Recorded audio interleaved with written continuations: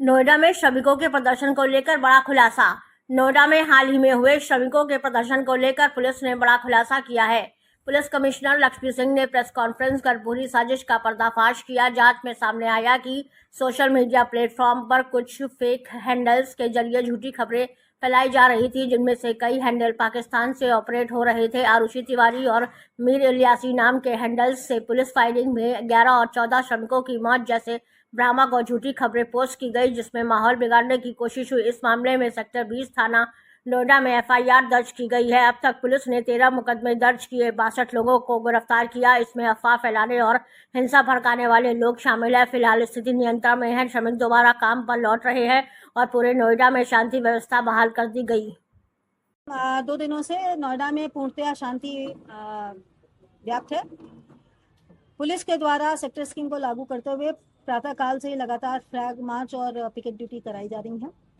कल भी और आज भी नोएडा जनपद के समस्त औद्योगिक क्लस्टर्स की इकाइयां शांतिपूर्वक खुली और सभी श्रमिक जो हैं उन्होंने अलग अलग शिफ्टों में, कई जगहों पर 1 शिफ्ट, कई जगहों पर मैक्सिमम 2 शिफ्ट और कई जगहों पर 3 शिफ्टों में आके अपना काम करना प्रारंभ कर दिया है।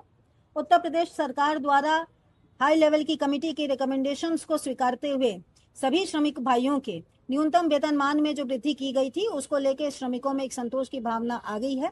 साथ ही साथ उत्तर प्रदेश सरकार द्वारा श्रमिकों की संभावनाओं को देखते हुए, उनकी भावनाओं को देखते हुए और उनके विभिन्न परिस्थितियों को ध्यान में रखते हुए एक वेज बोर्ड के गठन का भी निर्णय लिया गया था, जिसे कि परसों ही सभी श्रमिक भाइयों को अलग अलग माध्यमों से सूचित करा दिया गया था। इसके बाद ही वो पीसफुली काम पर लौटे हैं।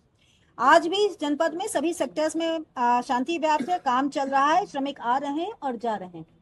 इसी क्रम में 13 तारीख को जब कुछ हिंसक 2 जगहों पर हिंसक भीड़ ने बवाल करना चाहा था और पुलिस ने उसे नियंत्रण किया था, उस दौरान जब सारा बवाल शांत हो गया था तो उसके बाद दोपहर में 2 सोशल मीडिया हैंडल्स के द्वारा एक फॉल्स नैरेटिव तैयार करते हुए गलत तथ्यों को अपने हैंडल से ट्वीट किया गया था और उसके बाद उसको वायरल कराया गया था।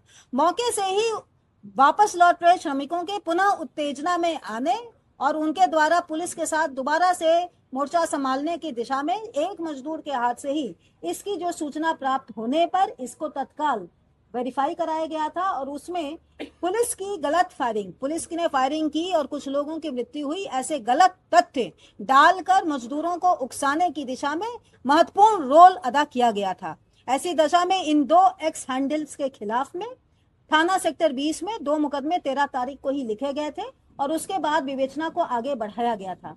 ट्विटर से आज प्राप्त डेटा के अनुसार जो उन्होंने अपने टेक्निकल डिटेल्स हमें उपलब्ध कराए हैं और उसकी एनालिसिस के उपरांत ये फैक्ट सामने आया है कि ये दोनों ही ट्विटर हैंडल्स @ProudIndianNavi एंड एक आपका है जिसकी सूचना आपको अलग से दे दी जाएगी जो उस एफआईआर का हिस्सा है। ये दोनों ही हैंडल लगातार पाकिस्तान से ऑपरेट होना पाए गए हैं। इनमें लगातार जो नेट की कनेक्टिविटी और आईपी एड्रेसेस हैं वो पाकिस्तान के हैं और इनके द्वारा समय समय पर वीपीएन का भी दुरुपयोग किया जाना पाया गया है। विवेचना आगे प्रचलित है। यदि आगे कोई तथ्य आते हैं तो आपको अवगत कराया जाएगा। आप सभी के माध्यम से मेरे पुनः गौतम बुद्ध नगर जनपद के सभी श्रमिक भाइयों से और जन सामान्य से निवेदन है कि किसी के भी उकसावे में, किसी के द्वारा अफवाह फैलाए जाने पर ध्यान न दें, तत्काल हमारे संज्ञान में लाएं। यह शांति प्रिय जिला रहा है और यहाँ पर उद्योग धंधों के साथ साथ आम सामान्य जनजीवन भी अच्छा फल और फलीभूत हुआ है। ऐसी दशा में इस जनपद की कानून व्यवस्था को बनाए रखने में हमारा सहयोग दें।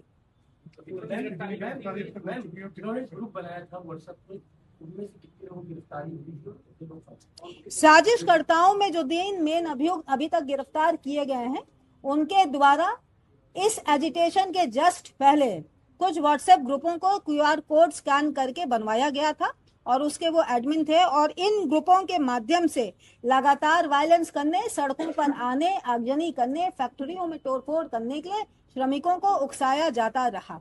ऐसी दशा में अभी इस इन्वेस्टिगेशन को आगे बढ़ाया जा रहा है। विवेचना के क्रम में कुछ और तथ्य सामने आएंगे। अब तक कुल 13 मुकदमे दर्ज किए जा चुके हैं, जिसमें फर्जी सोशल मीडिया अकाउंट्स अथवा गलत भ्रामक सूचना देने वाले सोशल मीडिया अकाउंट्स अथवा उत्तेजना फैलाने के लिए व्हाट्सएप ग्रुप बनाए जाने की दशा में लिखे गए मुकदमे भी सम्मिलित हैं और इन सभी मुकदमों में अब तक 62 लोगों की अलग अलग धाराओं में अरेस्टिंग की जा चुकी है। इसमें मेन कॉन्स्पिरेटर्स इंक्लूडेड हैं। आगजनी करने वाले कुछ तत्वों में से 9 लोगों को आइडेंटिफाई करके उनको गिरफ्तार किया जा चुका है तथा अन्य ऐसे लोग हैं जो ना कि किसी ऑर्गेनाइजेशन मतलब किसी फैक्ट्री के मैनेजमेंट में थे, ना लेबर थे कहीं पर, बल्कि आउटसाइडर्स थे। ऐसे अन्य लोगों की गिरफ्तारी सुनिश्चित की गई है।